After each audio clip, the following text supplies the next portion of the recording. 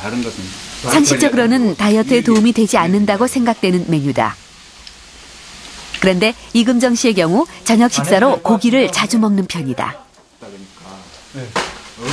이금정 씨가 다이어트를 위해 저녁에 고기를 먹는 대신 줄이는 것이 있다.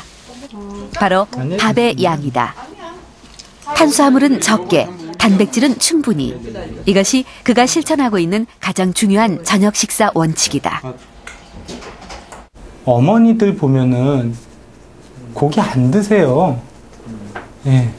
근데도 병원에 가서 보면 지방간 있으시고 고지혈증 있으세요. 그분들 고기 안 드셨는데도요. 오히려 그분들은 탄수화물 더 많이 드시고 계십니다.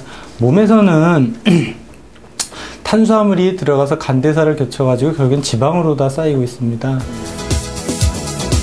고기에 비해 빵이나 밥을 먹었을 때 혈당이 더 높이 오르고 인슐린이 다량 분비되어 남은 당은 지방으로 몸에 저장된다.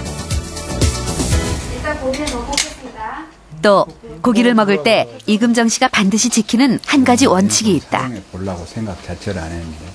있는 건 아닌데 상추 같은 채소와 함께 먹는다는 것이다. 섭취라든지 건강 같은 게 좋고 그런데 채소 야채를 드시면요. 거기 있는 물질들이 지방의 흡수를 차단해 줍니다. 그러니까 물론 약 중에는 지방 흡수 차단제도 있습니다. 많은 분들이 그 약 드시고 뒤에 실수하셔서 후회하시는 약들이 있는데요. 그런 거 못지않게 야채, 상추 이런 것들이 지방의 흡수를 차단해 줍니다. 밤 10시 30분. 이금정 씨가 잠자리에 들 준비를 한다. 아침을 일찍 시작하는 대신 비교적 빨리 잠자리에 드는 이금정 씨.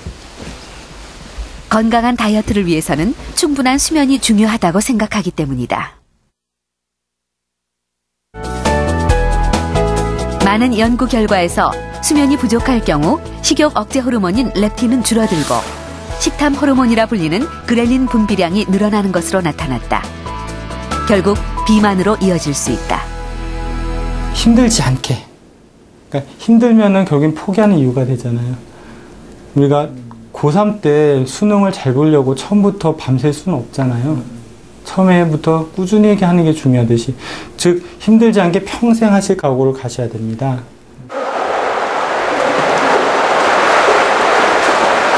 이른 아침 실내 수영장. 올해 48살의 노성균 씨. 뱃살이나 군살을 찾아볼 수 없는 건강한 몸매를 유지하고 있다.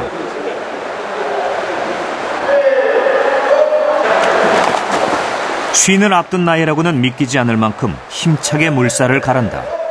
그는 15년째 매일 아침 수영을 하고 있다. 그러니까 너무 걱정하지 마시고. 노성균 씨를 다시 만난 곳은 그가 운영하는 병원. 그는 주로 대장 항문 질환을 치료하는 외과 전문의다. 치열이라 그러거든요. 우리 겨울철에 입술 찢어진. 시술을 끝낸 노성균 원장이 그의 방에서 운동을 시작한다. 앉아서 쉬는 대신 틈날 때마다 근력 운동을 하는 것. 이것이 그만의 휴식 방법이다. 짧은 시간이지만 이렇게 근력 운동을 하고 나면 온몸이 땀으로 흠뻑 젖는다.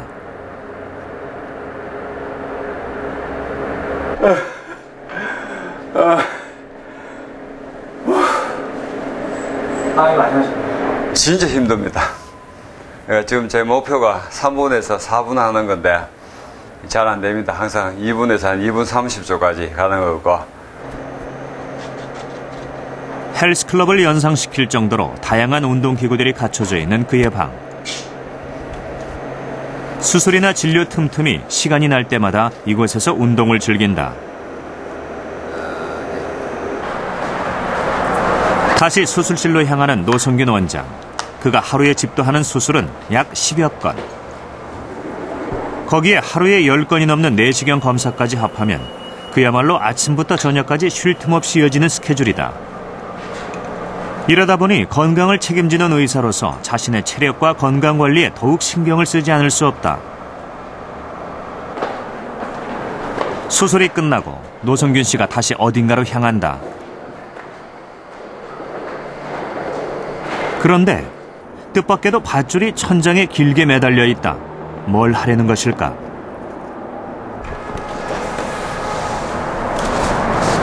체력 훈련을 하는 운동선수처럼 민첩하게 밧줄을 잡고 오르는 노성균 씨.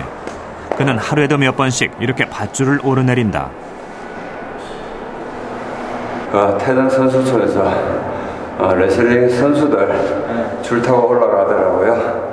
레슬링 선수들이 어깨하고 가슴하고 배하고 되게 근육들이 좋은 거 보고 저거 타면은 나도 그렇게 될 수 있는가 싶어가지고 한번 매달아 봤습니다. 네, 안녕하세요. 잘 주무셨습니까? 안녕하세요. 들고 드시고. 진료와 시술, 수술로 이어지는 바쁜 병원 업무. 그 틈틈이 시간을 내서 운동을 하는 노성균 씨. 그가 이렇게까지 운동에 시간을 투자하는 이유는 무엇일까? 한때 하마 의사라고 불렸던 그의 별명과 무관하지 않다. 사실 그때 생각해보면 좀 암담하고 부끄럽고 어떻게 그런 몸을 가질 수 있었나 싶을 정도의 생각이 되는데, 사실 그때는 뭐 이제 시험 준비한다고 바빠서 운동할 시간도 거의 없었었고, 가만히 앉아서 공부하고 밥 먹고 공부하고 밥 먹고 자고 아마 이런 생활이 계속해서 몇 개월 동안 지속이 되다 보니까 아마 체중이 저도 모르게 저도 언제 95kg가 됐는지 모르겠어요. 저도 깜짝을 놀랐는데. 하마 의사로 불렸던 노성균 씨. 그랬던 그가 2007년 다이어트와 건강한 체형 만들기에 도전했다.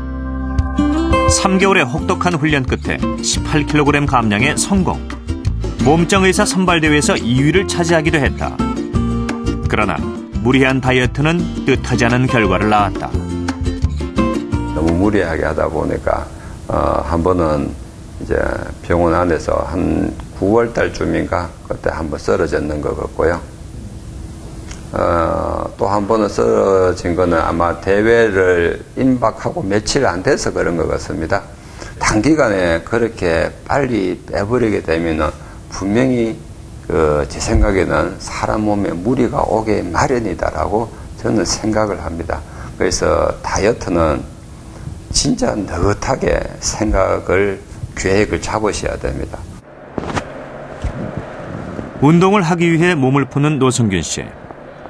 짧은 기간 동안의 다이어트로 부작용을 겪은 후 그는 다이어트를 위한 운동 원칙을 다시 세웠다. 땡기는 건데 이게 이제 한 가지 좋은 점은 뭔가 하면은 무리하게 운동하지 않고 일상생활 틈틈이 시간을 내서 꾸준히 근육 운동을 하는 것이다. 가지고 급여를 안 하더라도 충분히 그래요. 병원 옥상으로 향하는 노성균 씨. 이번엔 축구공을 찬다.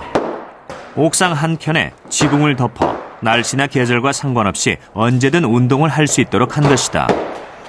체중을 측정합니다. 한때 95kg까지 나갔다는 노성균 원장. 현재 그의 몸은 어떻게 달라졌을까? 체중과 체질량 지수, 체지방 모두 적정 수준.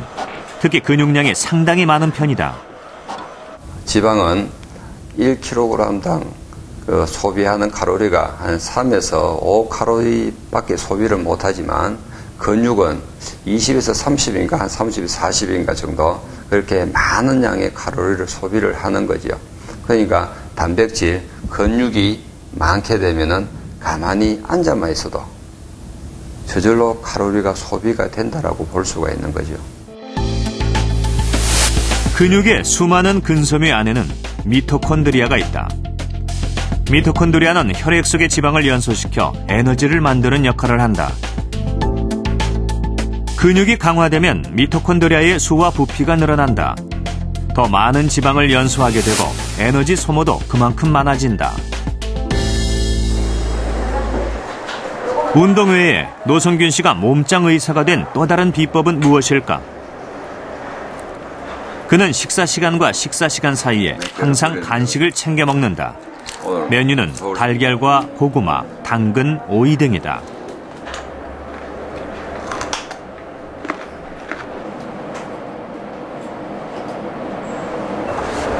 간식거리가 들어있는 냉장고. 특별한 건 없고요. 속에 물, 견과류와 말린 과일, 그리고 소금을 뿌리지 않은 구운 김. 하루에 2가지씩 3분의 1줌 정도를 먹는다.